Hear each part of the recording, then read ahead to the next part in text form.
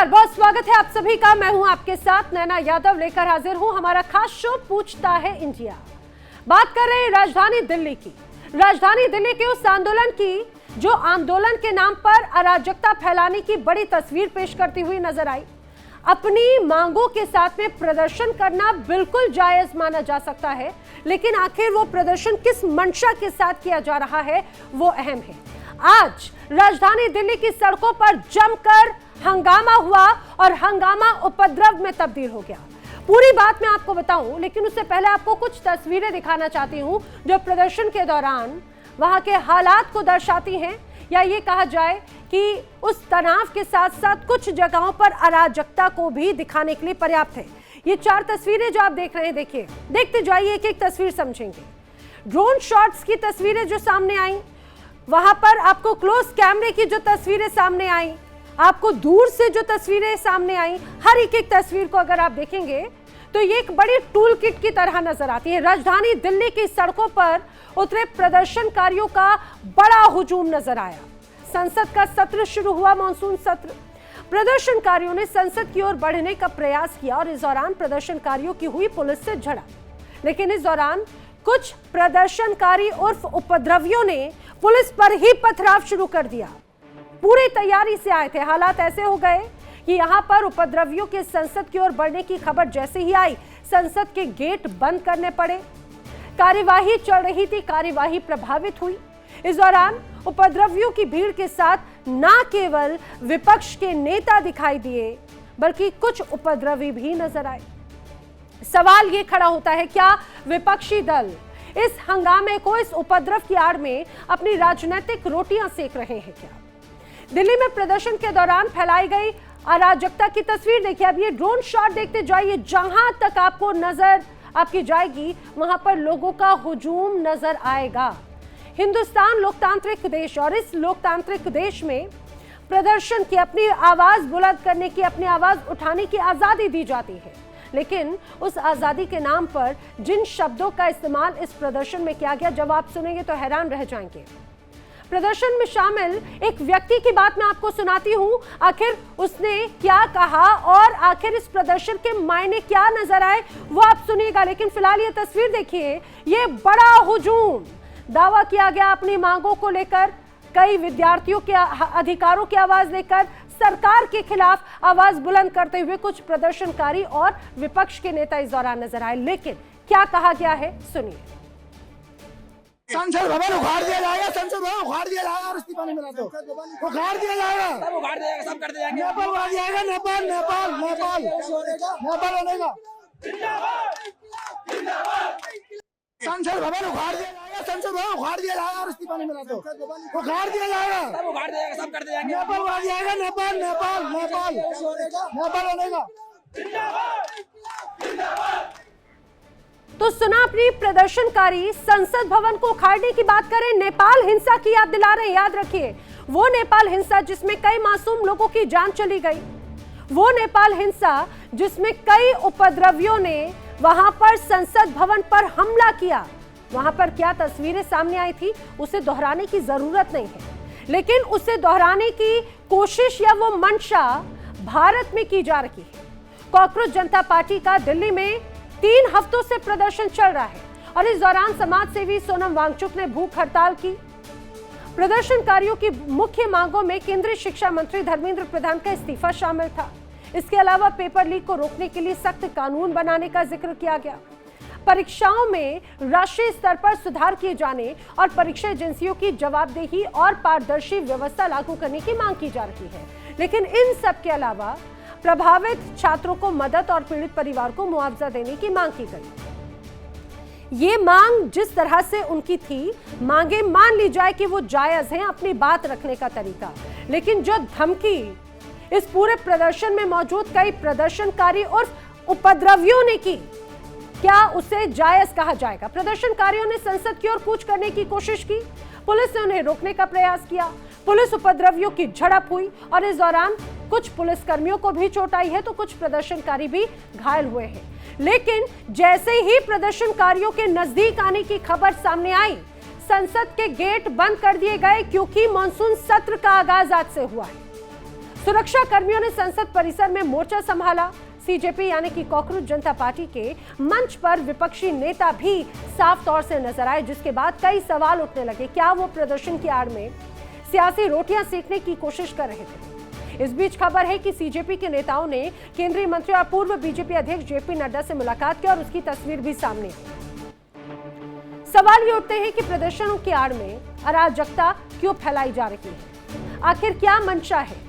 और जिस तरह से नेपाल हिंसा का जिक्र किया, संसद उखाड़ फेंकने की अगर बात कही, तो ये किस तरह की टूल किट है? बड़े सवाल। राजधानी दिल्ली में आंदोलन के दौरान प्रदर्शनकारियों को अराजकता फैलाने के लिए किसने उकसाया है? क्या आंदोलनकारियों के मंच ने विपक्ष को अपनी सियासी रोटियां सेकने का मौका दे दिया? क्या प्रदर्शनकारियों को अपने बीच में छुपे उपद्रवियों को पुलिस को नहीं सौंप देना चाहिए था? करेंगे सवाल जवाब, चर्चा करेंगे। मेरे साथ में खास मेहमानों का पैनल कनेक्ट हो रहा है, जल्दी से आपको मिलवा देती हूं। मेरे साथ में इस दौरान बीजेपी प्रवक्ता रामकुमार पाल कनेक्ट हो रहे हैं, समाजवादी पार्टी के प्रवक्ता डॉक्टर राकेश प्रजापति कनेक्ट हो रहे हैं, आम आदमी पार्टी की तरफ से राजीव चौधरी कनेक्ट हो रहे हैं, राजनीतिक विश्लेषक शेखर कुमार कनेक्ट हो रहे हैं, राजनीतिक विश्लेषक राजलक्ष्मी जोशी भी कनेक्ट हो रही हैं।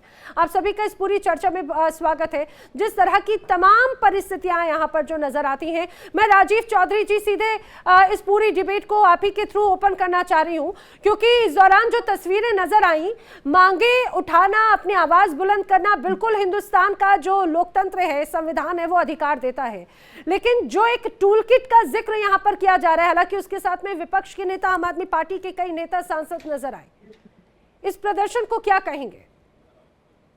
देखिए, ये इस देश का दुर्भाग्य रहा है कि पिछले 12 साल में जब भी जनता ने किसी भी प्रदर्शन को सड़क पर लाने का निर्णय किया है, उसको बदनाम करने की साजिश सरकार के द्वारा रची गई। जब किसान रण पर उतरे तो खालिस्तानी है, जब आदिवासी रण पर उतरे नक्सली है, जब गाजियाबाद में मजदूर रण पर उतरे कनेक्शन है। सोनम वांगचुक अगर छात्रों के हित के लिए भूख हड़ताल पर बैठे हैं तो उनका चाइना से संबंध है।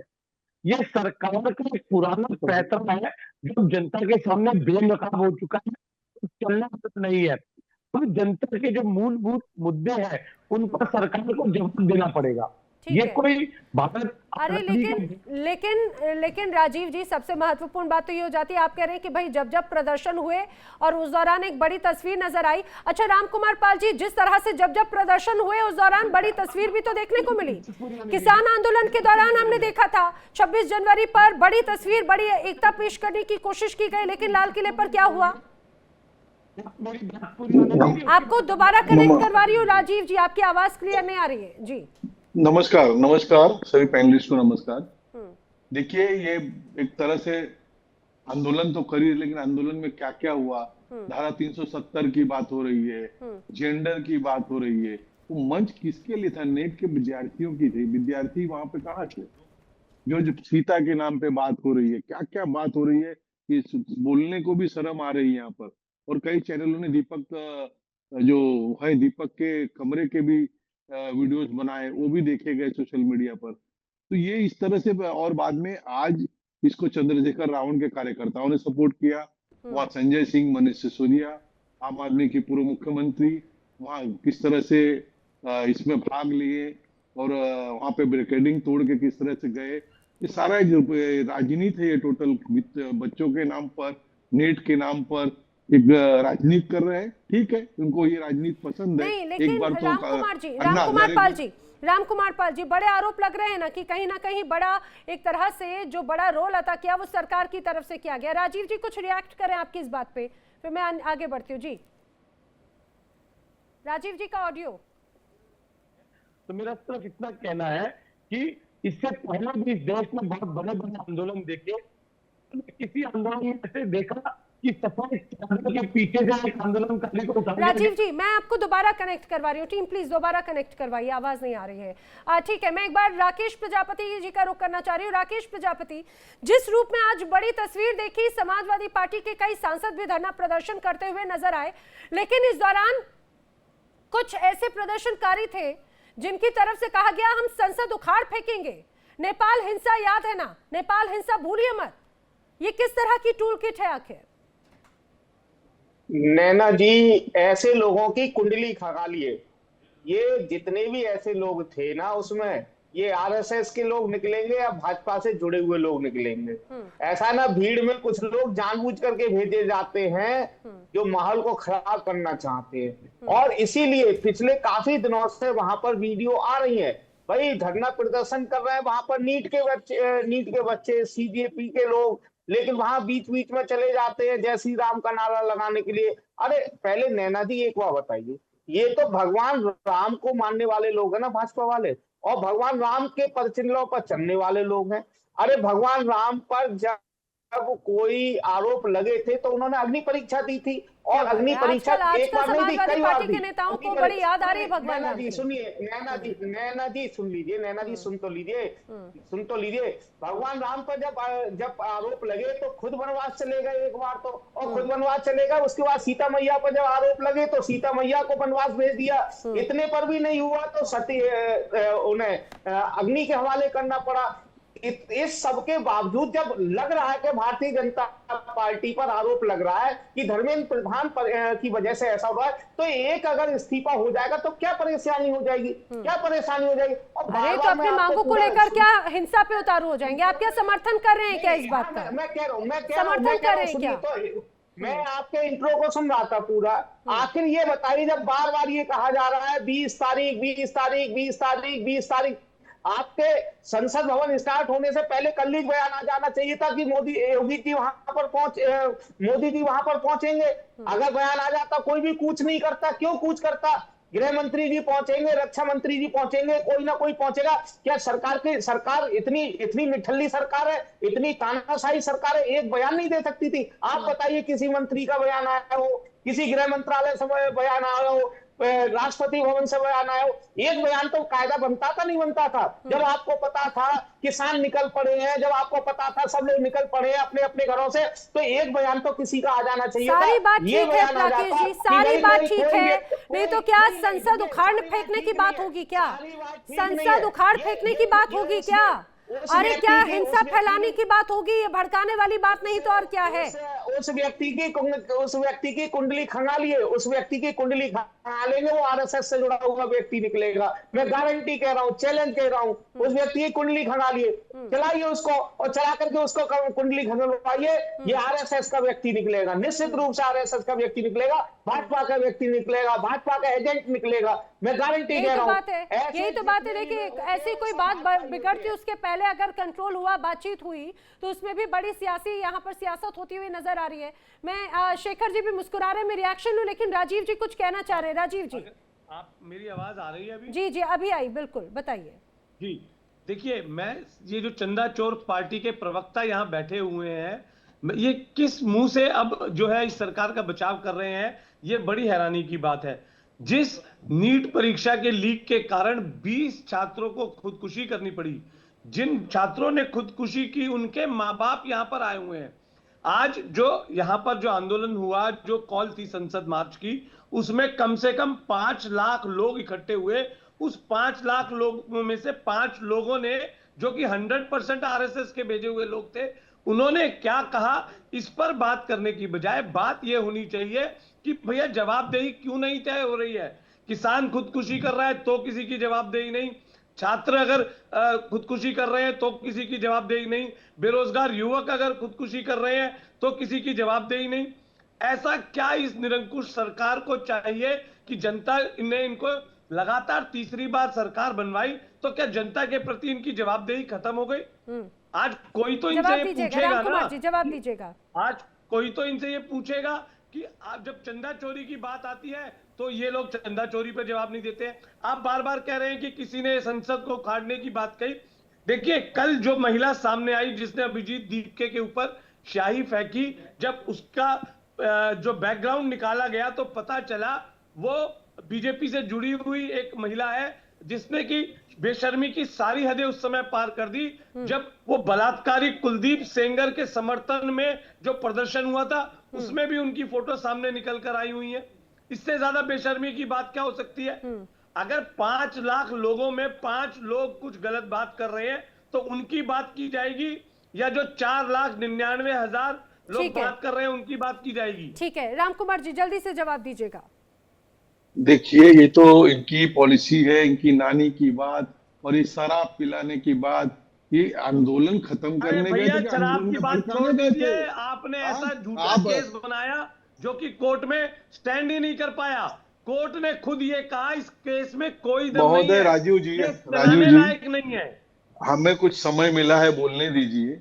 यहाँ दादागिरी और झूठ शराब ना मत बोलिए पिलाइए। उस समय में, उस अरे समय तुम का तो वहां झूठे हो, सदुपयोग झूठ कीजिए, बोल के डिस्टर्ब उस कर रहे समय हो का हमें। सदुपयोग कीजिए। अगर सुन लेते राजीव जी सुन लेते ना हैं जी। हमें ना, देखिए ये टोटल राजनीति है, और ये जो टोटल जो वहां पे 370 या अनुरुचि राय या कामरान, ये क्या वो नीट के विद्यार्थी हैं? ये नीट के विद्यार्थी वहां भाषण कर रहे हैं, वहां जेंडर की बात कर रहे हैं। मंच कौन दे रहा है? दीपक दीपके का मंच है ना, माइक क्यों हाथ में दे रहे हो? तो ये इनकी ने, ये लोगों की राजनीति नहीं दिख रही? देश देख रहा है, जितना आप नंगा नाच करना है कर लो, देश देख रहा है। जहां हो वहां से भी चले जाओगे, हमें कुछ भी नहीं। हम तो 140 करोड़ जनता के सेवक हैं। आप जैसे मालिक नहीं है, आप जैसे शीश महल वाले नहीं है, आप जैसे शराब वाले नहीं है, आप जैसे विद्यालय के कमरे बना के विद्यालय बना, ऐसा बोगस काम नहीं करते हैं। आप काम जंगीन के करते हैं, और काम दिखता है लोगों को, उसको लोग यूज करते हैं। ये जो आप आंदोलन है, अगर मुद्दे पे, और नीट का एग्जाम हो गया, नीट का एग्जाम हो गया, नीट के विद्यार्थी पास हो गए, नीट कहाँ बचा है? और आपको नहीं नजर आ रहा है कि 2004 से 2014 तुलना कर लो ठीक है महोदय जी, तुलना कर लो 2004 से 2014। लेकिन रामकुमार पाल जी, इसमें भी कोई शक नहीं, हमने देखा कि एक बड़े प्रदर्शन की तस्वीर यहाँ पर नजर आई। संसद के इतने करीब तक अगर प्रदर्शनकारी पहुंच जाते हैं तो अपने आप में एक बड़ा सवाल यहाँ पर जरूर खड़ा होता है। मैं जल्दी से शेखर कुमार जी का एक बार रुख करना चाह रही हूँ। शेखर कुमार जी, हमने देखा कि जिस तरह से नीट की परीक्षा को लेकर प्रदर्शन शुरू हुआ, या ये कहा जाए कि एक सटायर के बाद में एक बड़ी पार्टी का चेहरा प्रदर्शन के रूप में, स्टूडेंट्स के वेलफेयर के रूप में, उनके अधिकार के रूप में आवाज बुलंद करने की बात होते होते संसद के घेराव तक की बात पहुंची, इतने नजदीक तक पहुंच गए। लेकिन इस बीच नेपाल और बांग्लादेश जैसी हिंसा को याद दिलाने की कोशिश की गई। ये किस तरह का, क्या कोई टूलकिट एक्टिव हुआ है क्या? ये जी बिल्कुल, आपने इस मामले को बिल्कुल सही पकड़ा। ये टूल किट है, और ये सोची समझी साजिश के तहत हुआ है। ये टूल किट तब थी जब सोनम वांगचुक को आतंकवादी बताकर इस सरकार ने 170 दिन तक जेल में रखा। फिर उसके बाद अचानक कह दिया कि रिहा कर दिया, नहीं जी आतंकवादी नहीं है। फिर जब उनके नेतृत्व में ये आंदोलन शुरू हुआ तो फिर इन मंत्रियों ने कहना शुरू कर दिया ये तो दहशतगर्दों की बी टीम है। ये एक सवाल, इस पर विपक्ष का कोई नेता, इसकी जरूरत क्या थी? सरकार इस बात पर शुरू में आके इन्होंने संवाद क्यों नहीं किया? तब तो इन्होंने मना कर दिया था, राहुल गांधी, केजरीवाल, किसी को हम राजनीतिक मंच नहीं देंगे, सीजेपी वालों ने। तब सरकार क्यों नहीं गई? सरकार आज तक नहीं गई। सरकार ने परमिशन दी इनको कि आप आंदोलन करो, और आंदोलन करने के बाद जब 20 तारीख वाला ये प्रदर्शन था, उसमें कहते नहीं मार्च नहीं करने देंगे। क्यों नहीं करने देंगे? जी मानसून सत्र है। मानसून सत्र में क्या आपको उज्बेकिस्तान के नागरिकों की समस्या को डिस्कस करना था? ये तो भारत के नागरिक आज सड़क पर गए, आप उनको डिस्कस नहीं करेंगे। और वहां पत्थरबाजी, रात को वहां पर 3 बजे फिर नजर आया। सीजेपी वालों ने तुरंत वीडियो बताई कि ये देखिए दिल्ली पुलिस वालों ने ट्रक लाके पत्थर का भरा हुआ खड़ा किया है। वो वीडियो रातों रात वायरल हुआ। वहां पे टूटी हुई गाड़ी रखी गई और उस पर कोई कार्रवाई नहीं। ये प्लानिंग तो पहले से करी गई, पूरा टूल किट है। और मैं आपको बताता हूँ कि ये जो जिस तरीके से सोनम वांगचुक को बोला हम उनका केयर कर रहे हैं, अरे घर में कोई युवा भी बीमार हो, बुखार हो जाए, आप चद्दर में ऐसा लपेट के घसीट के बैरिकेड के ऊपर चले जाओगे। लेकिन ये ले गए उस वृद्ध आदमी को। उसके बाद अरे वहां पे डॉक्टर को आपका पहले रोज आपका मेडिकल बुलेटिन आ रहा था, डॉक्टर मौजूद थे और वो उनके विश्वस्त थे सोनम जी के। अब आप उनको ले गए, दूसरे डॉक्टरों को दिखा रहे, रिपोर्ट परिवार को नहीं दे रहे, वीडियो वायरल हो रही है। आपकी नीयत क्या है? ये पूरा का पूरा टूल किट था। और जब लेकिन शेखर जी आंदोलन अगर किसी के लिए जानलेवा साबित हो, आंदोलन अगर किसी के लिए मुसीबत का सबब बने, तो क्या उस पर भी सियासत होना जरूरी है क्या? जी मैं यही कह रहा हूँ, ये भाजपा ने क्यों ये मुसीबत आने दी? अगर कल भी समाज मिलते तो क्या आज मार्च होता? सवाल क्यों नहीं किया? सरकार को डिफेंड करने का अच्छा तरीका है। अरे एक मिनट चुप रहिए, मैं बताता हूँ। आज ये जब जेपी नड्डा से मिलने गए, अहंकार इतना कि 2 घंटे तक इंतजार करा के 10 मिनट की मुलाकात करी, सिर्फ चिट्ठी ली और कोई आश्वासन नहीं दिया। तो ये इनके हालत है। लेकिन एक बात बताऊं, मैं पर्सनल लेवल पर नैना जी भाजपा सरकार को पेपर लीक का जिम्मेदार नहीं मानता हूँ। क्यों?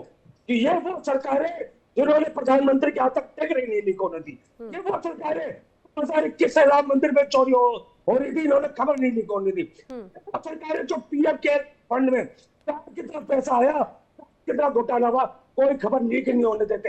अरे देश की जनता से तो उन्होंने सब कुछ छुपा के रखा है। अच्छा, जल्दी से राम कुमार पाल जी, कई बड़ी बातें कही गई, ये सुनियोजित रही, लेकिन हालांकि जिस तरह से पूरी तस्वीर नजर आई उसको लेकर कई सवाल बड़े खड़े होने लगे।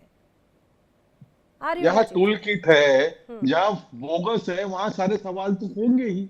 और ये सरकार के लोग सरकार भी चला रहे हैं और सरकार के लोग आंदोलन में भी जा रहे हैं। डॉक्टर्स भी सरकार के, डॉक्टर भी बीजेपी के, पुलिस भी बीजेपी की, सारा तो संसाधन बीजेपी का है। तो ये लोग भी तो बीजेपी के होने चाहिए ना। छोड़ा क्या है? आपको तो एमपी एमएलए की खरीद फरोख्त करनी है, आपको छात्रों से उससे आपको क्या तकलीफ हो रही है? ये आंदोलन को क्या लाठीचार्ज पहले हुआ था क्या? और आज भी बिना परमिशन आंदोलन चल रहा है। शेखर जी बिना परमिशन आंदोलन चल रहा है। नहीं, लेकिन देखिए प्रदर्शन के नाम पर जिस तरह से बड़ी धमकियां दी गई। राजलक्ष्मी जी जोशी का मैं रुख करना चाह रही हूँ। राजलक्ष्मी जोशी जी, मुझे जल्दी से इस बात को जरा बताइए, आंदोलन के नाम पर जिस तरह से बड़ी बातें कही गई, आंदोलन किस ओर में जाता हुआ नजर आता है? क्या यह अराजकता नहीं है?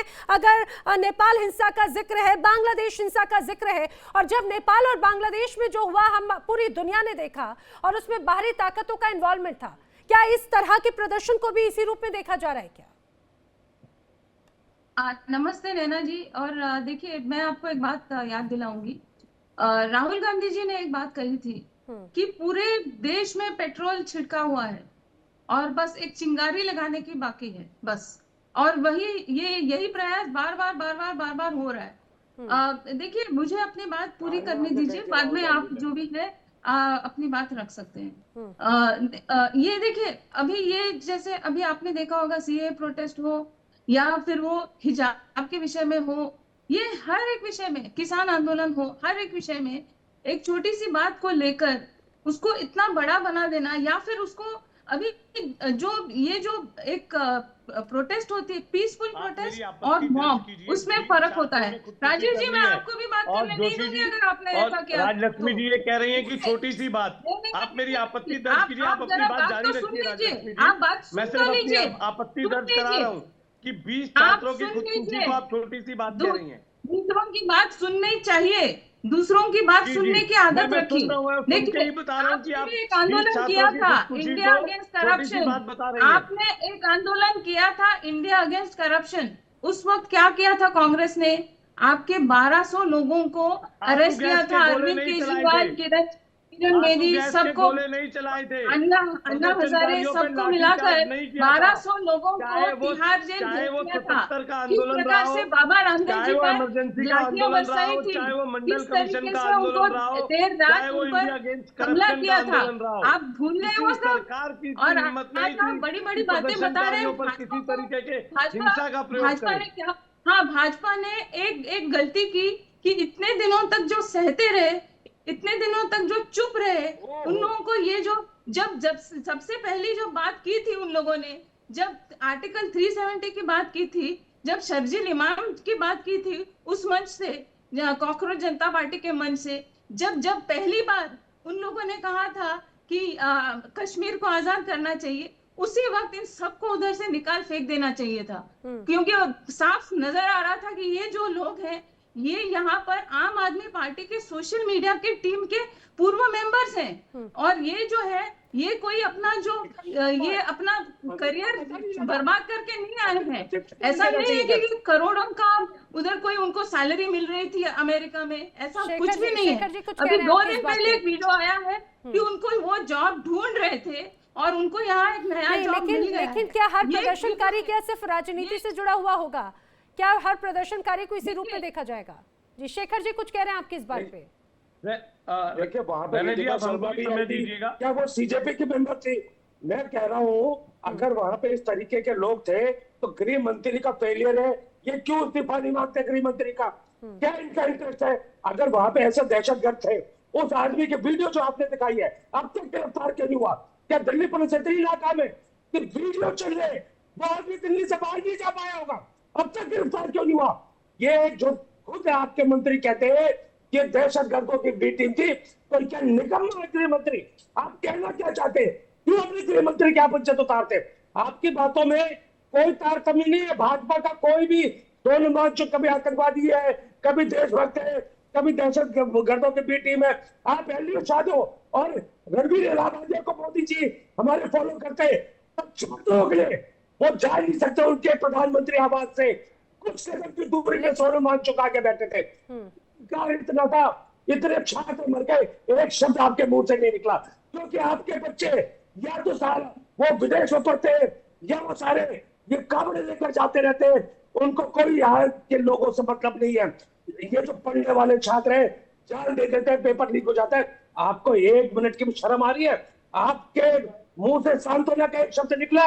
उनके लिए जो कंपनसेशन की मांग थी, क्या आप पूरी कर रहे हैं? आप कर क्या रहे? ये जो अभी जो यहाँ पर नजर आ रहे हैं, वो उनमें से कोई छात्र है? ये यहाँ पर जो है, ये राजनीतिक पक्षों के कार्यकर्ता है जो पथराव कर रहे हैं, जो अभी आज जो बोल बोल कर घूम रहे हैं कि हम पार्लियामेंट में हमला करेंगे।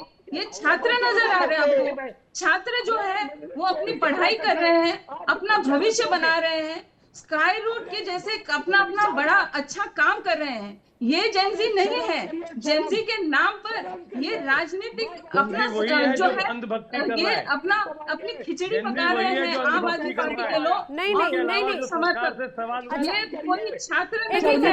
एक एक करके अरे शेखर जी पानी पीजिए। आज गले को थोड़ा आराम दीजिए, पानी मैं बिल्कुल आपका गुस्सा वो समझ रही हूँ, लेकिन अच्छा राजीव जी, आपने कहा जेनजी की ताकत सही रूप में इस्तेमाल की जाए तो वो बड़े अच्छे रूप में आगे बढ़ती है, वरना आग लगा देती है। और वो जानबूझ के आखिर उसको कौन सुलगा रहा है, बात यही है। हालांकि ये तो गनीमत मानिए कि यहाँ पर शायद सही समय पर चीजों को कंट्रोल किया गया, वरना नेपाल बनाने की साजिश या ख्वाहिश किसकी है फिर? देखिए, पहले तो मेरी आप इस बात की आपत्ति दर्ज कीजिए, आपने बताया नहीं कि भाजपा की तरफ से दो प्रवक्ता बैठे हुए हैं, क्योंकि जो अच्छा मैं आपकी तरफ से बात करूं तो फिर मैं राजनीतिक विश्लेषक हूँ। पहले तो क्या बकवास कर रहे हैं आप? दूसरी चीज, क्या बकवास कर रहे हैं आप? आप मुझे बताएंगे कि मुझे क्या बात करनी है? प्लीज आप अपने समय पे बोलिएगा। जी प्लीज आप अपने समय पे बोलिएगा। आप इस चीज में भी सर्टिफिकेट दोगे? पूरे विश्व में आप सर्टिफिकेट देते प्लीज आप अपने समय से पे बोलिएगा। प्लीज मेरा एंकर महोदय आपसे निवेदन है, आप इनका माइक म्यूट कर दीजिए।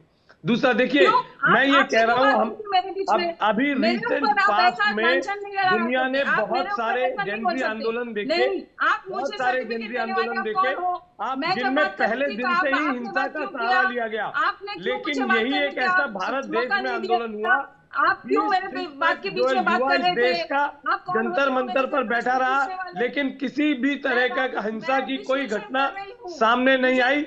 और ये हाल तब है जब सरकार ने हर तरीके से इस आंदोलन को बदनाम करने की, इस आंदोलन को फेल करने की, इस आंदोलन में अपने पेड़ लोग भेजकर शांति भंग करने की कोशिश। राजीव चौधरी बेशर्मी से ऐसे मेरे ऊपर लांछन लगा रहे हैं। ठीक है राजीव जी, राजलक्ष्मी जी, राजीव जी, ठीक है, लेकिन आंदोलन का क्या इस्तेमाल हो रहा है? आंदोलन को क्या हाईजैक करने की कोशिश एक तरह से की गई है? राकेश प्रजापति जी कुछ कह रहे हैं, क्या ये हाईजैक करने की कोशिश नहीं, या फिर छात्रों के नाम पर सियासत नहीं हो रही है क्या? नहीं नैना जी, आप बार बार हाईजैक का नाम ले रही हैं। मैं कह तो रहा हूँ, और पहले भी अरे भाई इसीलिए हाईजैक करने की बात कह रही हूँ, क्योंकि नीट की परीक्षा या बच्चों के भविष्य को लेकर बातचीत होती तो जायज थी, लेकिन जैसे ही उसमें हिंसा का जिक्र होना अगर बात की गई तो बिल्कुल हाईजैक या फिर टूल किट या बाहरी साजिश की बात कही जाएगी।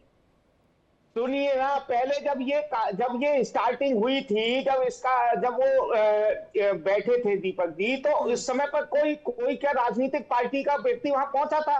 लगभग 10-12 दिन तक सोनम वांगचुक के अलावा कोई राजनीतिक व्यक्ति पहुंचा? कोई नहीं पहुंचा। लेकिन आखिर सरकार ने इतना समय क्यों लिया?